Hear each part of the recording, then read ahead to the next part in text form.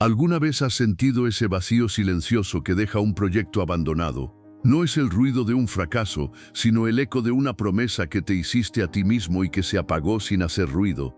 Te preguntas por qué, si al comenzar la motivación ardía con tanta fuerza, ahora solo queda la ceniza de la duda. Yo también he estado ahí, y la filosofía, mi amigo, tiene una respuesta que duele y libera al mismo tiempo. Abandonamos porque confundimos el deseo con la virtud, la pasión con el propósito. Aristóteles nos enseñó que todo acto humano apunta a un telos, un fin último. Cuando abandonas, no es por debilidad, es porque tu telos se corrompió. Quizás comenzaste buscando la excelencia, pero tu propósito fue secuestrado por el deseo de reconocimiento, el miedo al juicio o la comodidad de lo inmediato. Dejaste que las pasiones, esos fuegos que crepitan pero no calientan, dictaran el rumbo, en lugar de la razón práctica, esa brújula silenciosa que nos guía hacia nuestra verdadera naturaleza, florecer.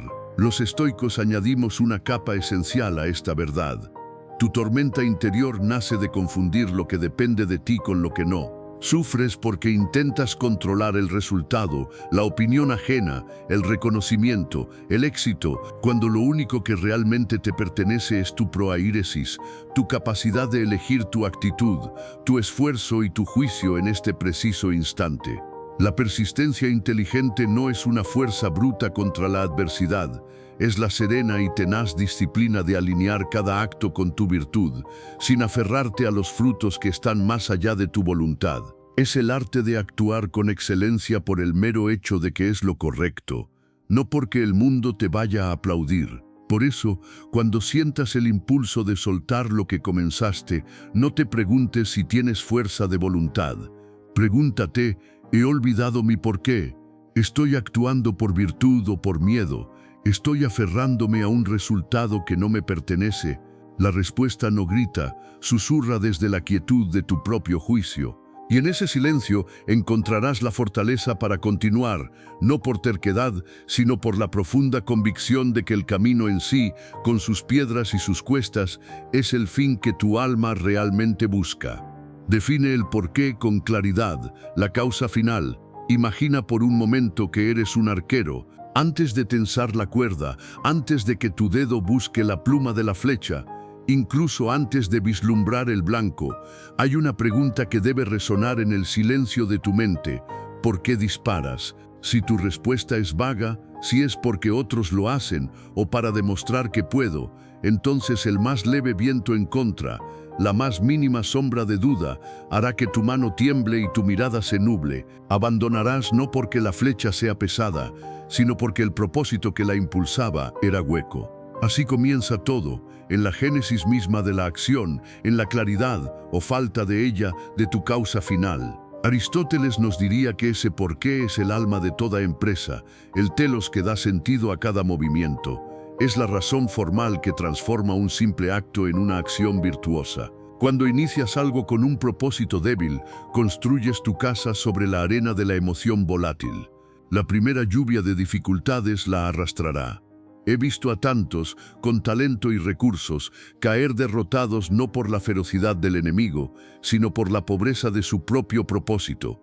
Se engañan a sí mismos, creyendo que desean la excelencia cuando en realidad solo anhelan el elogio, o peor aún, buscan evitar la vergüenza del intento fallido. Eso no es un telos, es una fantasía, un espejismo que se desvanece ante el calor de la primera adversidad.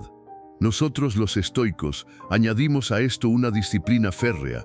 Tu porqué debe ser inquebrantable, porque debe depender única y exclusivamente de ti. Si tu propósito está atado a lo que no controlas, al éxito, al reconocimiento, a la recompensa, estás construyendo tu templo en terreno ajeno y tarde o temprano serás desalojado. Pero si tu porqué es interno, si disparas la flecha por la belleza del gesto mismo, por la integridad de tu forma, por el deber de ser fiel a tu naturaleza racional, entonces has encontrado un fundamento de roca. La tormenta podrá rugir a tu alrededor, pero tu mano permanecerá firme. ¿Por qué? Porque tu paz no depende de acertar en el blanco, sino de haber tensado el arco con virtud. Ese es el secreto.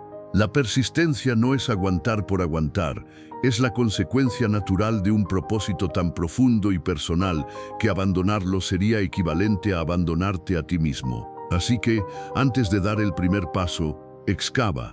Excava hasta encontrar la raíz dorada y sólida de tu porqué. Escribe en tu tablilla: esto que empiezo, ¿alimenta mi virtud o solo mi orgullo? ¿Me acerca a quien debo ser o solo a quien otros esperan que sea? La respuesta honesta a esa pregunta es la primera y más poderosa de todas las tácticas. Es el cimiento sobre el que se levanta la fortaleza de la persistencia inteligente.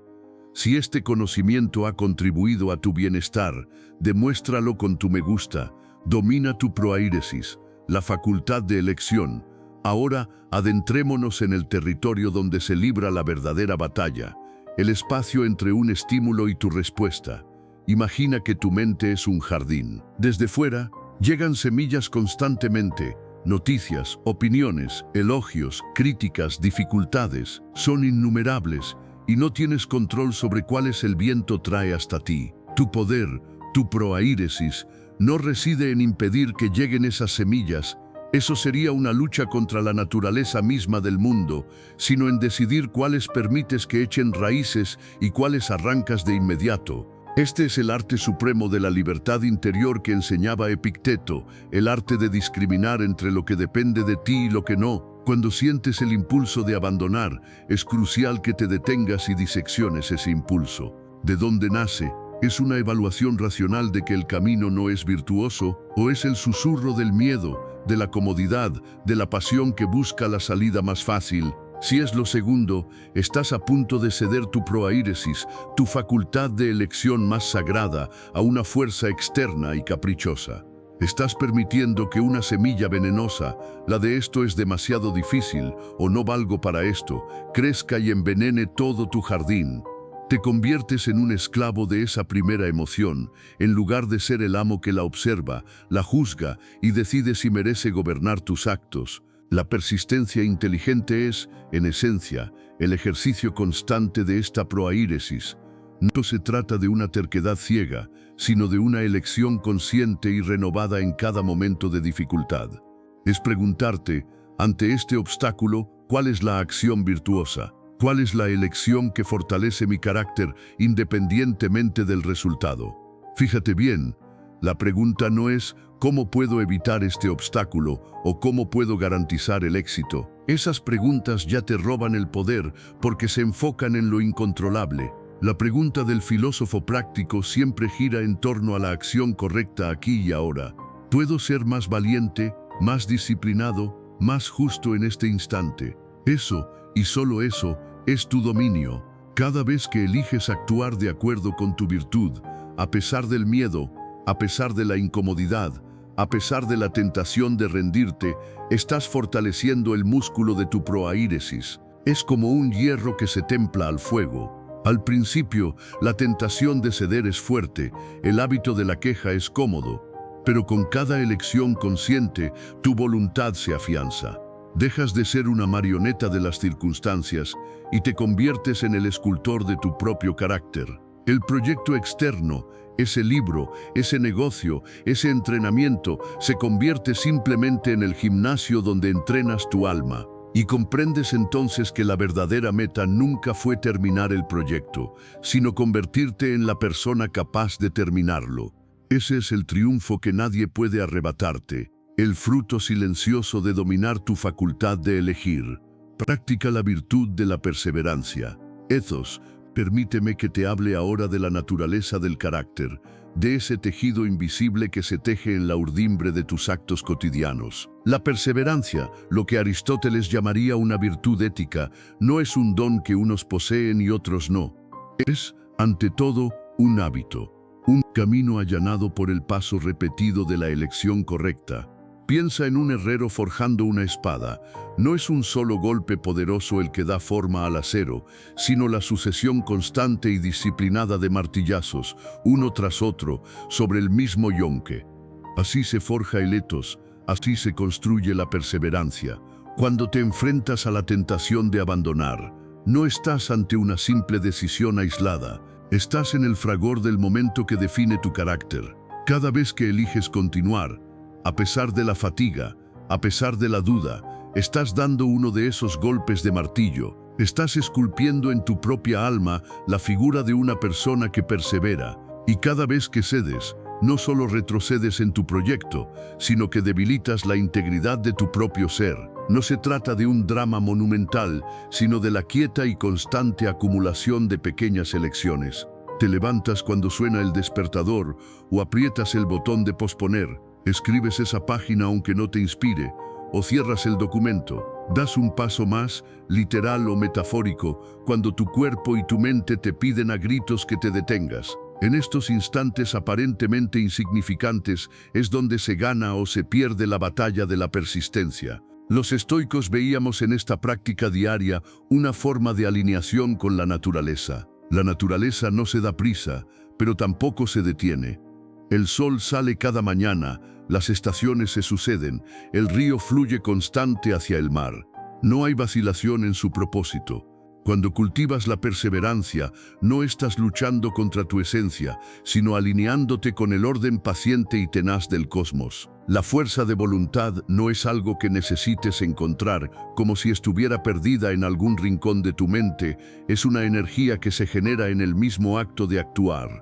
La acción es la chispa que enciende la motivación, no al revés. Esperar a sentirse motivado es el mayor engaño, la trampa perfecta que te tiende tu propia mente para mantenerte en la inercia de la comodidad.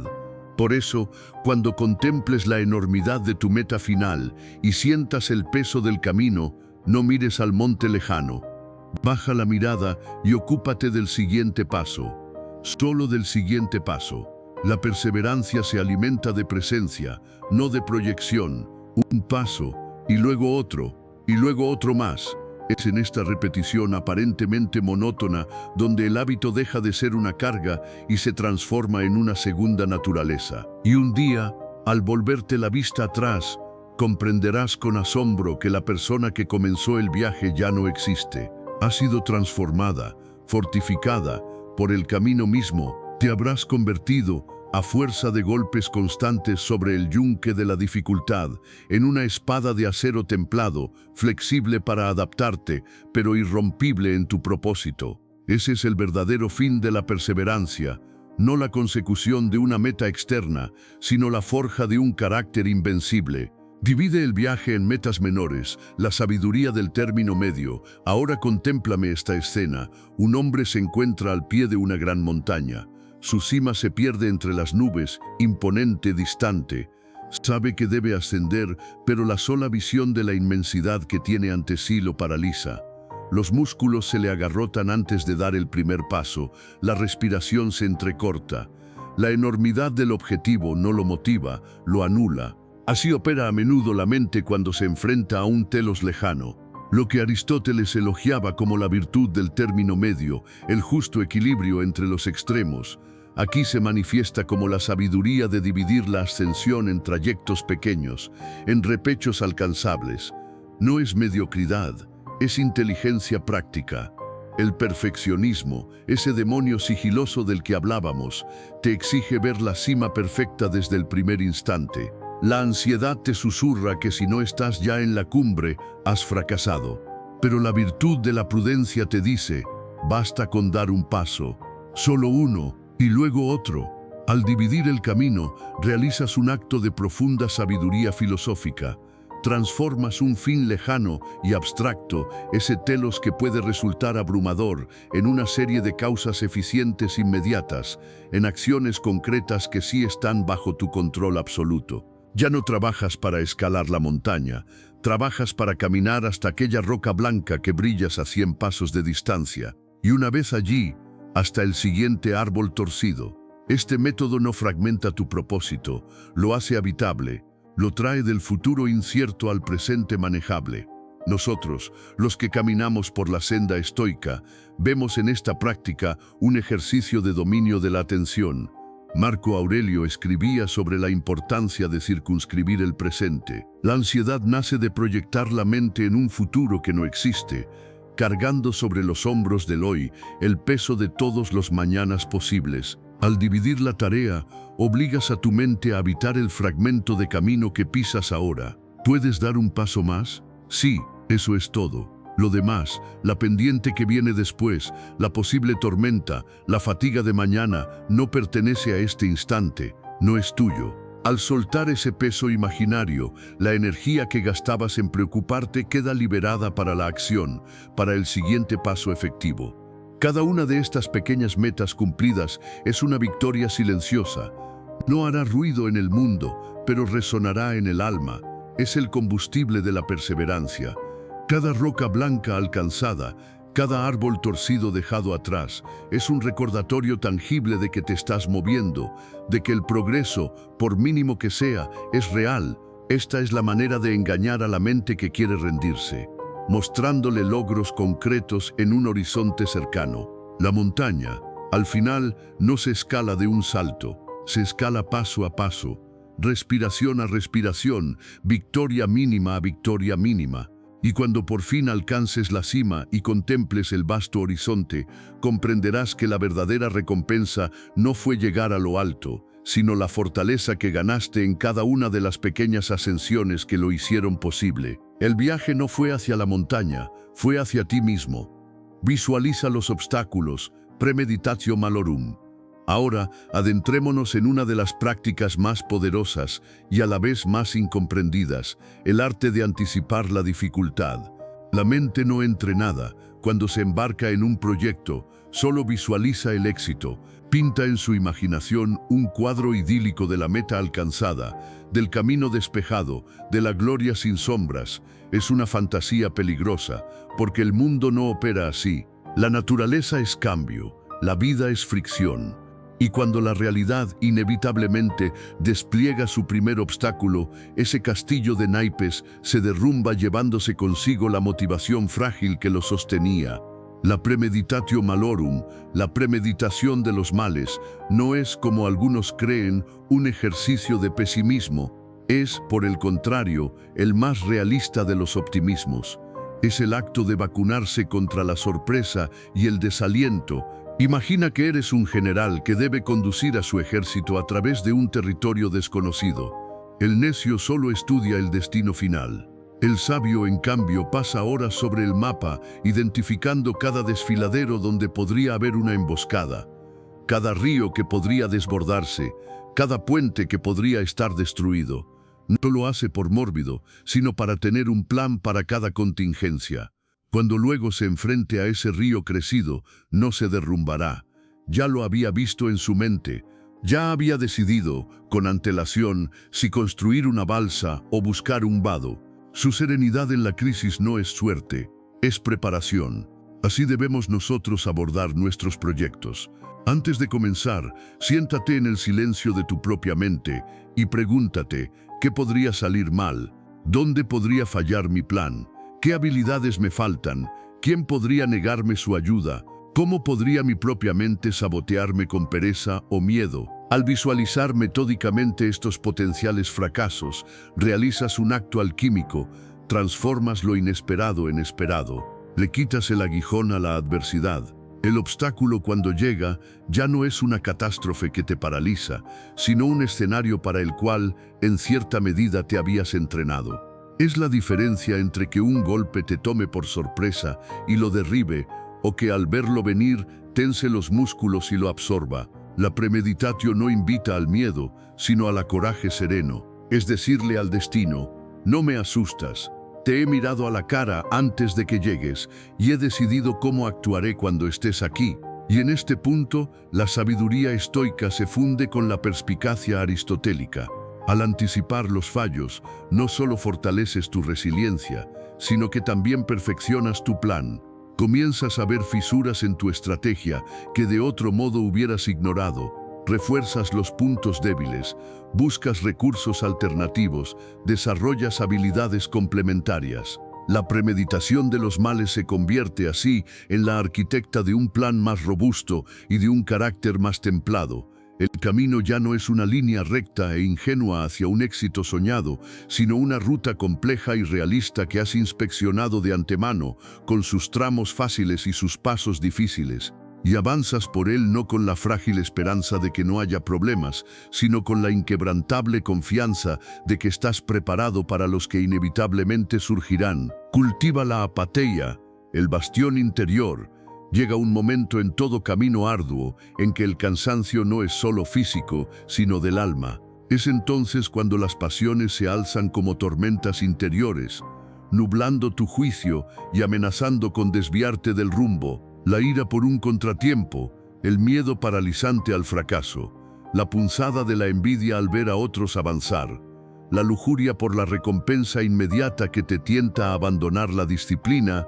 Estos no son meros sentimientos, son adversarios internos que socavan los cimientos de tu propósito. Y es aquí donde debemos hablar de la apatheia, un concepto tan mal interpretado como esencial. No se trata de volverte una piedra, insensible y frío, eso sería una mutilación de tu humanidad. La apatheia es la libertad de las pasiones que turban el alma, no la ausencia de todo sentimiento. Es la serena claridad de un lago profundo que, aunque en su superficie pueda reflejar el viento o la lluvia, en sus profundidades permanece en calma, impasible. Observa cómo opera la mente no entrenada. Un obstáculo aparece, una crítica, un error, un rechazo, y de inmediato una oleada de emoción negativa inunda tu conciencia. Te identificas por completo con ella. Yo estoy enfadado, yo tengo miedo. Ese yo se reduce, se contrae y se convierte en esa pasión. Y desde ese espacio reducido y turbulento, tomas decisiones. Abandonar, atacar, huir. La apatheia es el arte de crear un espacio entre el estímulo y tu yo esencial. Es la capacidad de observar la ira sin ser la ira, de sentir el miedo en las entrañas sin que éste tome el timón de tus acciones. Es decirte a ti mismo, una ola de frustración ha llegado, la siento, pero yo no soy esa ola, soy el océano que la contiene y que permanecerá cuando ella pase. ¿Cómo se construye este bastión interior? No se erige en el día de la tormenta, sino en todos los días tranquilos que la precedieron. Se construye con la vigilancia constante de tus impresiones. Cada vez que un pensamiento pasional llega a tu mente, esto es injusto, no puedo soportarlo, merece la pena rendirse. En lugar de aceptarlo como una verdad absoluta, lo interceptas con la luz de tu razón. Lo examinas. ¿Es esto realmente insoportable? ¿O es simplemente incómodo? ¿Está este contratiempo fuera de mi control? Y si lo está, ¿por qué permito que robe mi paz, que es lo único que siempre está bajo mi control? Este cuestionamiento no es un acto de represión, es un acto de soberanía, es reclamar el territorio de tu mente. La persona que cultiva la apatheia no deja de sentir, sino que elige cómo relacionarse con lo que siente. Avanza en su proyecto no porque no sienta el cansancio o la duda, sino porque se ha hecho amigo de ellos. Los reconoce como compañeros de viaje inevitables, pero les niega el derecho a dictar la dirección. Su motivación ya no depende de los vientos favorables de la emoción positiva, sino que se alimenta del motor constante de un propósito racional. Así, cuando llegue la crisis, y llegará, tú no serás una hoja seca arrastrada por el torrente de tus propias pasiones. Serás como la roca en el río.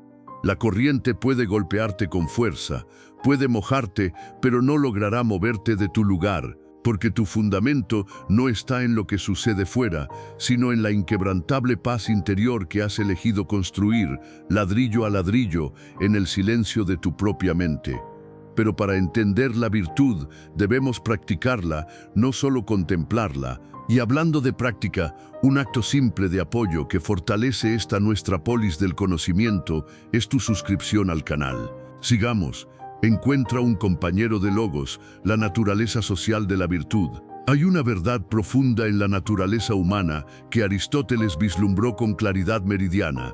El hombre es un zoon politikon, un animal social. Pero esta sociabilidad no se refiere únicamente a la mera convivencia o al placer superficial de la compañía. Tiene un propósito más elevado. Somos espejos los unos para los otros, y es en el rostro del otro donde often podemos ver reflejada con mayor claridad la imagen de nuestra propia virtud o nuestro vicio. Intentar recorrer solo el camino de la persistencia inteligente es como intentar afilar una espada con la misma espada. Un ejercicio fútil y peligroso. Necesitas una piedra de afilar externa, un compañero de Logos, Alguien que comparta el lenguaje de la razón y la virtud, y que esté comprometido con la misma lucha sublime por gobernar su propia alma. Este compañero no es un cómplice en la queja, ni un adulador que alimente tu ego.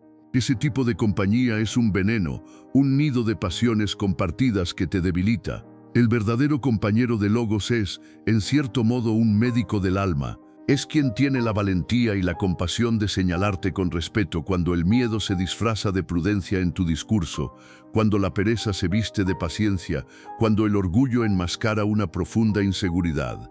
Te observa desde fuera de la tormenta de tus emociones, y su mirada desapasionada puede devolverte a la orilla de la razón cuando las olas de la pasión te arrastran mar adentro. Su función no es llevarte a cuestas, sino recordarte, con su ejemplo y sus palabras, que tú tienes las piernas para caminar. Para nosotros, los que seguimos la senda estoica, esta relación es una práctica espiritual compartida. Es la materialización de la idea de que somos miembros de una misma ciudadela racional. Marco Aurelio, aun llevando el peso de un imperio, escribía sus reflexiones como si estuviera en diálogo con los sabios que lo precedieron. Encuentras fuerza en saber que no estás solo en tu batalla contra las propias limitaciones. Cuando sientes la tentación de abandonar, saber que tienes que rendir cuentas a alguien que confía en tu virtud más de lo que tú mismo a veces confías, añade una capa de firmeza a tu propósito. No es el miedo a la desaprobación lo que te impulsa, sino el profundo respeto por el vínculo compartido y el deseo de no defraudar la fe que otro ser racional ha depositado en ti. Este compañero es el testigo de tu juramento silencioso. En sus ojos ves reflejado no solo quién eres, sino quién podrías llegar a ser. Su mera presencia es un recordatorio constante de tu telos. Y en los momentos de mayor oscuridad, cuando tu propia luz interior parpadea, la llama de su convicción puede mantener encendida la antorcha hasta que recuperes tu propio brillo. No subestimes, pues el poder de caminar acompañado. Busca a ese compañero de Logos. No es fácil de encontrar, pero su valor es incalculable, porque en el eco de sus palabras razonables y en el silencio de su apoyo virtuoso, encontrarás una de las fuentes más poderosas para nutrir la persistencia, la fuerza de una humanidad compartida que se eleva junta hacia lo mejor de sí misma. Practica la reflexión diaria, el arte de gobernar el pasado para construir el futuro. Cada día que pasa se convierte de inmediato en tu maestro, pero un maestro del que la mayoría huye, porque sus lecciones suelen mostrar, con una crudeza implacable, la brecha entre quién eres y quién aspiras a ser. Dejar que los días se acumulen sin examinarlos es como dejar que las hojas secas se amontonen en el patio de tu alma. Con el tiempo, se pudren, impiden el paso de la luz y se convierten en un lastre que sofoca cualquier nuevo crecimiento. La reflexión diaria, ese examen silencioso que los filósofos practicamos al caer la tarde, no es un mero recuento de eventos. Es el acto de gobernar tu propio pasado para poder construir un futuro más sabio. Es la higiene fundamental del alma. Imagina, por un momento que eres el capitán de un barco. Durante todo el día has navegado. Has tomado decisiones. Esquivar una ola, ajustar las velas al viento, corregir el rumbo. Algunas fueron acertadas, otras tal vez no. La reflexión es el momento en que, con el barco anclado en la calma del puerto, estudias la bitácora, no para flagelarte por los errores, sino para comprender sus causas. ¿Por qué aquella maniobra falló? ¿Fue una falta de pericia o fue el miedo el que torció el timón? ¿En qué momento permití que la ira nublara mi juicio? ¿Dónde pude ser más valiente, más disciplinado, más justo? Este no es un ejercicio de culpa, que es una pasión que debilita, sino de responsabilidad, que es una virtud que fortalece. Desde la mirada estoica, este examen es el momento de aplicar el discernimiento entre lo que estaba y lo que no estaba en tu poder. Revives las situaciones y te preguntas, ¿dónde gasté energía luchando contra lo inevitable? ¿Dónde entregué mi paz por algo que no dependía de mí? Esta práctica, repetida cada día, afina increíblemente tu proaíresis, tu facultad de elección. Aprendes a reconocer casi por instinto la textura de lo que puedes controlar y la de lo que no. Dejas de nadar contra la corriente de la realidad y comienzas a navegar en ella con una destreza serena. La reflexión es el crisol donde la experiencia bruta se transforma en sabiduría práctica. Y he aquí su vínculo más profundo con la persistencia. Un proyecto largo no es una línea recta, es una espiral ascendente. Cada día, al reflexionar, te elevas un poco por encima de tu propia trayectoria. Desde esa atalaya de conciencia, puedes ver los patrones recurrentes de tu mente, los puntos donde tu voluntad flaquea, los momentos en que la distracción te venció. Y al verlos con claridad, puedes trazar un mapa más inteligente para el día siguiente. La perseverancia deja de ser una fuerza bruta y se convierte en una inteligencia adaptativa. No se trata simplemente de seguir aguantando, sino de seguir aprendiendo a avanzar mejor. Cada noche, al cerrar los ojos, no lo hagas llevando contigo solo el cansancio. Hazlo llevando contigo una lección, una sola lección extraída de las arenas del día que termina. Esa lección, acumulada día tras día, se convertirá en la brújula más fiable para guiarte a través de la larga y sinuosa travesía hacia tu telos. Porque el que no reflexiona está condenado a tropezar una y otra vez con la misma piedra, sin entender por qué el camino le resulta tan arduo. Acepta el proceso, amor fati en acción. Existe una tentación sutil y corrosiva que acecha a todo aquel que persigue un fin elevado, la obsesión por el resultado. Fijas tu mirada en la cima de la montaña con tal intensidad que cada roca en el camino, cada desvío forzoso, se convierte en un fracaso, en una demora insoportable que te roba la paz. Vives en un estado de guerra constante con el presente, porque el presente nunca se parece a ese futuro ideal que has pintado en tu mente. Y así, el viaje se convierte en un calvario, y la persistencia en una condena. La salida a esta trampa no está en rebajar tu meta, sino en elevar tu percepción del camino. Se llama amor fati, el amor al destino. No es una resignación pasiva, es una aceptación profunda y activa que transforma cada aspecto de la realidad, por arduo que sea, en parte necesaria de tu desarrollo. Piensa en un herrero forjando una espada. El hierro no le dice al fuego, me estás quemando. No le reprocha al martillo, me golpeas con violencia.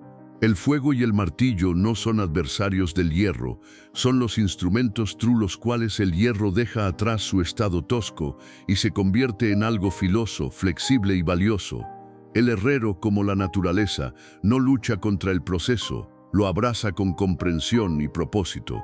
Tú eres, a la vez, el herrero y el hierro. Cada obstáculo, cada fracaso, cada momento de frustración y cada día de aburrido esfuerzo repetitivo es el fuego que te purifica o el martillo que te da forma. Al resistirte a este proceso, no evitas el dolor, solo lo multiplicas con tu sufrimiento interior. Al aceptarlo, conviertes ese mismo dolor en el combustible de tu transformación. La persistencia inteligente, por tanto, deja de ser una lucha contra las circunstancias y se convierte en una colaboración con la realidad. Es preguntarse no, ¿por qué a mí?, sino ¿para qué esto? ¿Qué me enseña esta paciencia forzada? ¿Qué fuerza estoy desarrollando en este esfuerzo sostenido? ¿Qué capa de orgullo me está arrancando este fracaso? Cuando integras todo lo que sucede, lo que llamas bueno y lo que llamas malo, como material indispensable para tu obra, algo radical cambia, dejas de ser una víctima del camino y te conviertes en su arquitecto. El esfuerzo ya no es un precio que pagas a regañadientes por un futuro premio, sino el lugar sagrado donde te construyes a ti mismo en el presente. Este es el secreto último de la perseverancia. Quien ama el proceso nunca puede abandonar, porque abandonar sería rechazarse a sí mismo. Cada paso, incluso el más difícil, es amado porque es parte de tu destino, y tu destino es la materia prima de tu carácter. El proyecto externo, ese libro, ese negocio, esa obra es solo el andamio. La construcción real eres tú. Y cuando finalmente contemples la cima, comprenderás que la verdadera recompensa no fue llegar, sino la persona en la que te has convertido por cada piedra que pisaste, por cada grieta que te obligó a buscar una nueva ruta, por cada tormenta que probó tu firmeza. El amor fati es la sabiduría final, entender que la vida no se trata de llegar intacto al final, sino de ser sabiamente transformado por cada paso del viaje. Recuerda la muerte, memento mori, y la urgencia de la virtud, Y ahora llegamos al umbral final, al recordatorio más poderoso y a la vez el más sereno, la aceptación de tu propia finitud. Puede que al escucharlo, la mente huya, se rebele, busque distraerse. Es natural, pero te pido que respires hondo y contemples conmigo, no con terror, sino con una lucidez tranquila, esta verdad irrevocable. Tu tiempo tiene un límite. Este cuerpo que te sostiene, este aliento que ahora mismo llena tus pulmones, esta conciencia que reflexiona, son prestados. La muerte no es un monstruo al final del camino, es la silenciosa compañera que camina a tu lado desde el primer instante, recordándote en cada latido la preciosa fragilidad de tu existencia. El memento mori no es una invitación al miedo, sino a la vida intensa y deliberada. Imagina por un momento que supieras con absoluta certeza que este proyecto que hoy dudas en continuar es el último que llevarás a cabo en tu vida. ¿Cómo te relacionarías con él? ¿Seguirías postergándolo por miedo al qué dirán? ¿Permitirías que la perfección ilusoria siguiera paralizándote? ¿Malgastarías tus horas en frivolidades, en rencores estériles, en la vana persecución de aprobaciones ajenas? La perspectiva de la finitud actúa como un crisol que quema toda superfluidad. De pronto la urgencia no es una ansiedad, sino una claridad terrible y hermosa. Lo que es esencial brilla con una luz propia e inconfundible. Lo que es trivial se desvanece como humo. Comprendes que cada día es un bloque de mármol finito del que debes esculpir tu legado, y que el mayor de los fracasos no es no terminar, sino no haber tenido el valor de esculpir con todas tus fuerzas. Desde la mirada estoica, este recordatorio es el antídoto supremo contra la procrastinación del alma. Marco Aurelio escribía: podrías abandonar la vida ahora mismo, que eso determine lo que haces y dices y piensas. No se trata de una obsesión mórbida, sino de una práctica de libertad. Al aceptar la muerte, le quitas el poder al miedo a vivir. ¿Qué te importa el fracaso si, al intentarlo, estás cumpliendo con la más alta expresión de tu naturaleza racional? ¿Qué valor tiene la opinión de los demás cuando la tuya es la única conciencia, que inevitablemente acompañará tu último suspiro? La muerte te devuelve a ti mismo. Te recuerda que tu proyecto más importante no es externo, es la construcción de un carácter íntegro, de una vida vivida sin traicionar tus principios, de un alma que puede mirarse a sí misma en el espejo del último día sin arrepentimiento. Por eso, la persistencia encuentra en la muerte a su aliada más improbable e íntima. Ella es la que susurra en tu oído cuando la pereza llama. ¿Es esto como quieres gastar tu precioso e irrecuperable tiempo? Ella es la que da un valor incalculable a este instante presente, el único sobre el que tienes verdadero dominio. Abrazar tu finitud no te resta vigor, te lo devuelve concentrado, purificado, dirigido hacia lo esencial. Y entonces, perseverar ya no es una opción, sino la consecuencia natural de estar despierto. Es la respuesta digna a la pregunta que la vida nos hace a cada momento. He aquí un día que no volverá. ¿Cómo vas a honrarlo? La respuesta, mi amigo, no se escribe con palabras. Se escribe con la acción consciente, con el esfuerzo deliberado, con el coraje tranquilo de quien sabe que, en el gran esquema del cosmos, su tiempo es breve, pero que cada acto de virtud, realizado en ese brevísimo lapso, tiene un eco que trasciende el tiempo mismo. La naturaleza de una mente inquieta es buscar siempre el conocimiento. Cumple con tu propósito y suscríbete al canal para que juntos alcancemos la causa final de una vida más reflexiva y virtuosa. Así pues, aquí estamos, al final de este recorrido por los pilares de la persistencia. No te he ofrecido atajos, porque los atajos no forjan carácter. Te he mostrado el hierro y el fuego. Has comprendido que el abandono no es una simple derrota, es un divorcio entre tu acción y tu propósito más profundo. La persistencia inteligente, esa que hemos desentrañado, es el arte de vivir en coherencia, de alinear cada acto, por pequeño que sea, con la virtud y la razón. Es el compromiso de ser el herrero de tu propia alma, aceptando cada golpe del martillo y cada brasa del fuego como parte necesaria de tu propia forja. Recuerda esto, el mundo te gritará que abandones, te susurrará que no vale la pena, te mostrará espejismos de caminos más fáciles, Pero en tu interior ahora resuena una voz más antigua y más sabia. Es la voz que conoce el valor del esfuerzo, la belleza del proceso y la paz indestructible de quien sabe que, sin importar el resultado final, cada paso dado con integridad es ya, en sí mismo, una victoria. El viaje no promesa un final feliz, pero te promete algo infinitamente más valioso: convertirte en la persona capaz de merecerlo. Ahora solo queda caminar. Una vida sin examen no merece ser vivida. Comenta con tu reflexión sobre el tema de hoy. Demuestra que tu alma está viva y examinando.